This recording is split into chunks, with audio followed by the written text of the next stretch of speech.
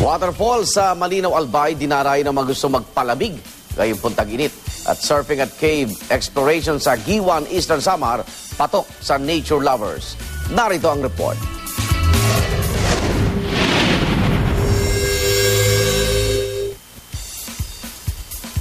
Regalo ng kalikasan ang isla ng Kalikuan sa Giwan, Eastern Samar. Ang malalakas na alon dito, dinarayo ng mga mahilig mag-surfing. Kung pagod na sa pagsakay sa naglalakihang alon, may mga kuweba ring pwedeng pasukin at usisain. Ang isla ay nagsilbing naval depot ng Amerika noong panahon ng Hapon.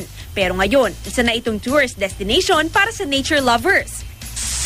Sa mga naghahanap naman ng malamig na mapaliliguan sa gitna ng matinding init, ang Vera Falls sa Malinaw Albay ang dapat niyong pasyalan. Tiyak na may ibsa ng summer heat kapag lumublob sa malamig at malakristal na tubig ng talon.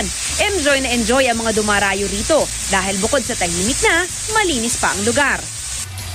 Ito naman ang pinagkakaabalahan ng ilang batang nakabakasyon ngayong tag-init. Sa halip na manood ng TV at mag-internet, lumalabas ng bahay ang mga chikiting para magpalipad ng saranggola. Enjoy na, matipid pa. Ang gamit nila sa paggawa ng saranggola, recycled na plastic, tingting at dagta ng kaimitong pandikit. Konting sipo lang para humangin. At umpisa na ng maghapong paglilibang. Para sa unang balita, Mav Gonzalez reporting.